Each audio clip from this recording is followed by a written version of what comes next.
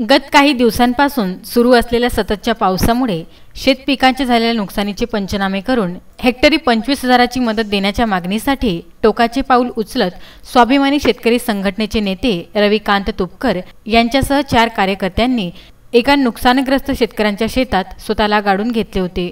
परडा तालुका मोताळा शिवारात या प्रकारामुळे प्रशासनात एकच खळबळ उडाली आहे। 23 सप्टेंबर रोजी रविकांत तुपकर हे त्यांच्या काही कार्यकर्त्यांसह नुकसानीची पाहणी करत पलढग येथील मक्याचे नुकसान झालेल्या एका शेतात पोहोचले।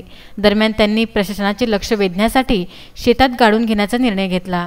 यावेळी त्यांच्यासह शेख रफीक, शेख करीम, सय्यद वसीम व दत्ता पाटील यांनीही खड्डे करून गाडून घेतले। सततच्या अवकाळी पावसाने पिकाचे अतोनात नुकसान झाले आहे। शेतकऱ्यांच्या हातातोंडाशी आलेला घास पावसाने हिरावून घेतला आहे।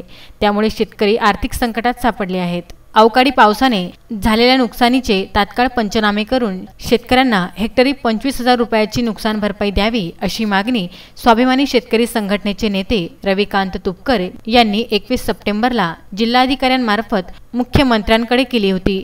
सरकारने शेतकऱ्यांना मदत केली नाही तर शेतकऱ्यांच्या आत्महत्या मोठ्या प्रमाणात वाढतील। त्यामुळे झालेल्या नुकसानीचे सर्वे करून शेतकऱ्यांना हेक्टरी 25,000 रुपयाची नुकसान भरपाई द्यावी अशी मागणी रविकांत तुपकर यांनी केलेली आहे।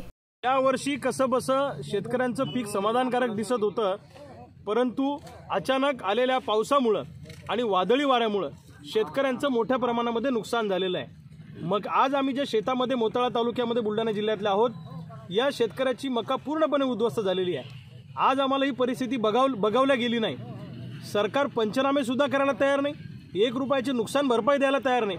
अरे ज्या शेतकऱ्यांनी तुम्हाला लॉकडाऊनच्या काळामध्ये फुकट भाजीपाला पुरवला, तुमच्या ताटातला अन्नाचा कण आणि कण आमच्या मायबापाच्या घामाच्या थेंबातून आलेला आहे, त्या शेतकऱ्याला सुद्धा तुम्ही मदत करायला तयार नाही।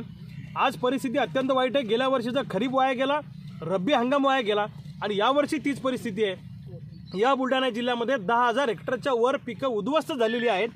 250 गावांचा शेतीमाल उद्ध्वस्त झालेला आहे। सरकार हरायला सुद्धा तयार नाही आणि म्हणून आम्ही इथं आज आत्मक्लेश आंदोलन करतोय। आम्ही स्वतःला गाडून घेतलेला आहे। आम्ही सरकारला सांगतोय की आम्ही आता आत्महत्येच्या मार्गावर आहोत, आम्हाला आत्महत्येशिवाय पर्याय नाही। या समाधी आंदोलनातून तरी सरकारला जाग येते का, हा प्रश्न आमचा सरकारला आहे।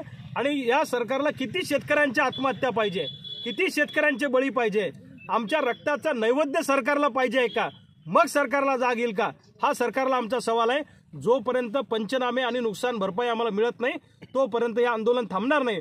भले आमचा जीव गेला तरी बेहतर, पण आम्ही आंदोलनातून माघार घेणार नाही, हा ठाम आमचा निर्धार। प्रशांत खंडारे, विदर्भ न्यूज, बुलढाणा।